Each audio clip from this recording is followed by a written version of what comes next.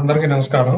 ఈ వీడియోలో animal husbandry website నుంచి పశు బీమా ఇన్సూరెన్స్ సర్టిఫికేట్‌ని ఏ విధంగా డౌన్‌లోడ్ చేసుకోవాలనే విషయం గురించి ఈ వీడియోలో తెలుసుకుందాం. ముందుగా యానిమల్ హస్బెండరీ వెబ్‌సైట్ ahd.apt.online అని చెప్పేసి మనం క్లిక్ చేయవలసి ఉంటుంది. ఇక్కడ మనం చూడంగానే డైరెక్ట్‌గా ఏపీటీ ఆన్‌లైన్ లిమిటెడ్ అని చెప్పేసి వెబ్‌సైట్ అయితే ఓపెన్ అవ్వడం జరిగింది. ఇందులో మనం కిందకొచ్చినట్లయితే ఇక్కడ ఇన్సూరెన్స్ సర్టిఫికేట్ అని చెప్పేసి మనకి ఒక ఆప్షన్ అయితే ఎనేబులింగ్ చేయడం జరిగింది. దీని మీద క్లిక్ చేయొచ్చు. ఇలా క్లిక్ చేసి ఇక్కడ మీ యొక్క డిస్ట్రిక్ట్ ని సెలక్షన్ చేసుకోవాలి. ఇక్కడ ఫార్మర్ యొక్క ఆధార్ నెంబర్ ని ఇవ్వాల్సి ఉంటుంది. ఇచ్చి డౌన్లోడ్ మీద క్లిక్ చేయవలసి ఉంటుంది.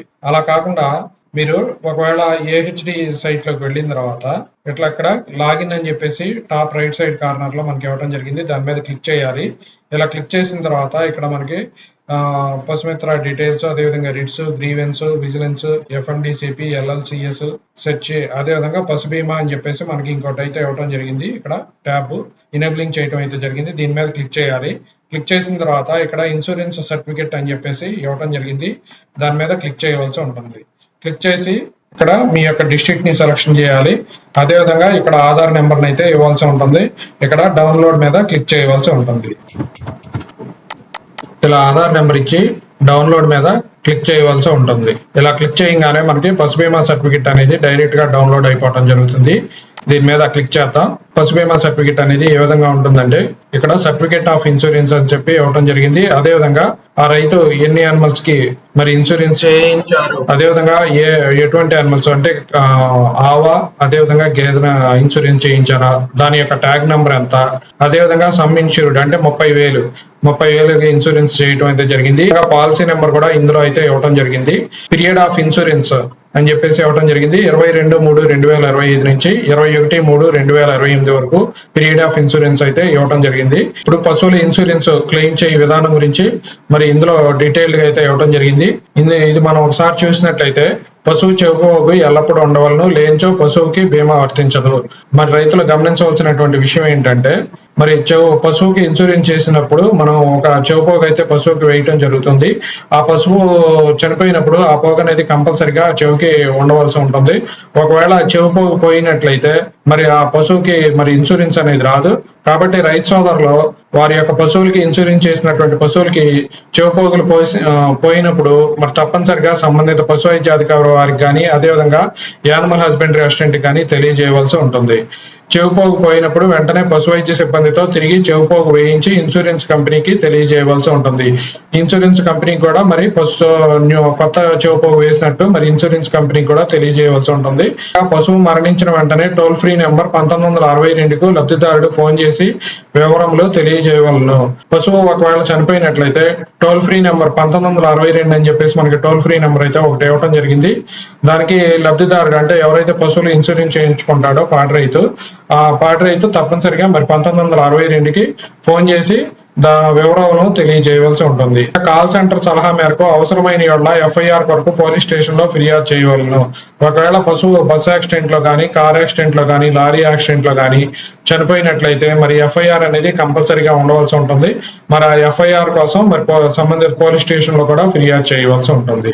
పశువు మరణించిన తర్వాత 24 గంటల లోపల తమ రైతు భరోసా కేంద్రంలోని పశుసంవర్ధక సిబ్బంది ద్వారా సదరు ఇన్సూరెన్స్ కంపెనీకి వెబ్ పోర్టల్ లో క్లెయిమ్ సమాచారము తెలియజేయవలసి ఉంటుంది. పశువు ఒకవేళ రైతు యొక్క పశువు చనిపోతే మరి ఏహెచ్ఏకి తెలియజేయవలసి ఉంటుంది. ఆ సంబంధిత ఏహెచ్ఏ దాన్ని 24 గంటల లోపల వెబ్ పోర్టల్లో క్లెయిమ్ సమాచారం అనేది నమోదు చేయవలసి ఉంటుంది తప్పనిసరిగా. పశువు యొక్క పోస్ట్ మార్టం రిపోర్టు నిమిత్తము నిజ నిర్ధారణ కొరకు పశు వైద్యాధికారి మరియు క్లెయిమ్ ఇన్వెస్టిగేటర్ వచ్చే వరకు పశువు యొక్క కళేబరాన్ని భద్రపరచవలను. ఆ చనిపోయినటువంటి పశువు కళేబరాన్ని తప్పనిసరిగా మరి సంబంధిత ఇన్సూరెన్స్ కంపెనీ ఇన్వెస్టిగేటర్, సంబంధిత పశు వైద్యాధికారి వచ్చే వరకు కూడా ఉంచాలి.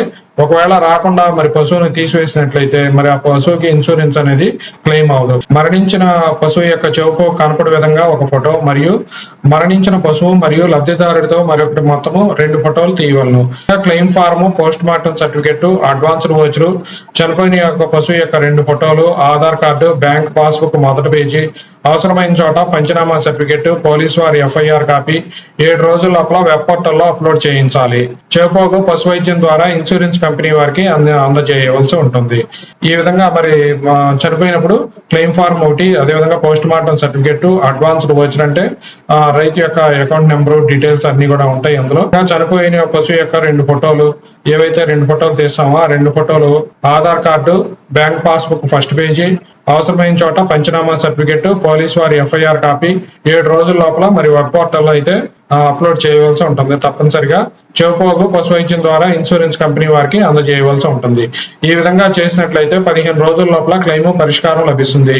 క్లెయిమ్ సొమ్ము లబ్ధిదారుడి బ్యాంకు ఖాతాకు చేరుతుంది అని చెప్పేసి మనకి ఇందులో అయితే డీటెయిల్. కాబట్టి రైతులు గమనించవలసినటువంటి విషయం ఏంటంటే, వారు ఇన్సూరెన్స్ చేసినటువంటి పశువుకి మరి చెవిపోకపోయినట్లయితే తప్పనిసరిగా సంబంధిత పశు వైద్యాధికారికి, అదేవిధంగా యానిమల్ హస్బెండరీ అసిస్టెంట్ వారికి తెలియజేయవలసి ఉంటుంది. తెలియజేసి మరి కొత్త చెవిపోగు వేసి మళ్ళీ దాన్ని ఇన్సూరెన్స్ కంపెనీకి తెలియజేయవలసి ఉంటుంది. రెండోది, చనిపోయిన వెంటనే మరి పశువు లబ్ధిదారుడు, సంబంధిత లబ్ధిదారుడు ఎవరైతే ఉంటారో వారు 1962 డయల్ చేసి మరి సమాచారం అయితే ఇవ్వాల్సి ఉంటుంది. అదేవిధంగా 24 గంటల లోపల మరి ఆ సంబంధిత ఏహెచ్ఏ సమాచారాన్ని వెబ్ పోర్టల్లో సమర్పించవలసి ఉంటుంది. పశువు యొక్క పోస్ట్ మార్టం రిపోర్ట్ నిమిత్తం, అదేవిధంగా నిజ నిర్ధారణ వరకు పశు వైద్యాధికారి మరియు క్లెయిమ్ ఇన్వెస్టిగేటర్ వచ్చే వరకు కూడా పశు కళాభిప్రాయాన్ని భద్రపరచవలసి ఉంటుంది. మరణించిన పశువు యొక్క కనపడే విధంగా ఒక ఫోటో, మరణించిన పశువు మరియు లబ్ధిదారుడితో కలిపి మరొక ఫోటో, 2 ఫోటోలు తీయవలసి ఉంటుంది. Claim form, post mortem certificate, advanced voucher, అదేవిధంగా చనిపోయిన యొక్క పశువు యొక్క 2 ఫోటోలు, ఆధార్ కార్డు, బ్యాంక్ పాస్బుక్ మొదటి పేజీ, అవసరమైన చోట పంచనామా సర్టిఫికెట్, పోలీసు వారి ఎఫ్ఐఆర్ కాపీ 7 రోజుల లోపల వెబ్ పోర్టల్లో అప్లోడ్ చేయించాలి. చెవిపోగు పశు వైద్యం ద్వారా ఇన్సూరెన్స్ కంపెనీ వారికి అందజేయవలసి ఉంటుంది. ఈ విధంగా చేసినట్లయితే డైరెక్ట్ బెనిఫిట్ ట్రాన్స్ఫర్ ద్వారా మరి రైతుకి అకౌంట్ కి 30,000 రూపాయలు అనేవి మరి 15 రోజుల లోపల క్లెయిమ్ పరిష్కారం చేయబడుతుంది. కాబట్టి రైతు సోదరులు మరి ఈ విషయాలను గుర్తుంచుకుని తప్పనిసరిగా వారి యొక్క పశువులకి ఇన్సూరెన్స్ చెవిపోగులు ఉన్నాయో లేదో ఒకసారి పరిశీలించుకుని, ఒకవేళ లేకపోతే తప్పనిసరిగా సంబంధిత పశు వైద్యాధికారి ఏహెచ్ఏకి తెలియజేసి మళ్ళీ కొత్త పోగులు వేయించుకోవాల్సిందిగా కోరుచున్నాం. మరి ఈ వీడియో చూసిన వారందరికీ చిన్న విజ్ఞప్తి ఏంటంటే, please subscribe my channel and share my videos, and don't forget to hit the like button, press the bell icon, notifications for all. Thank you very much.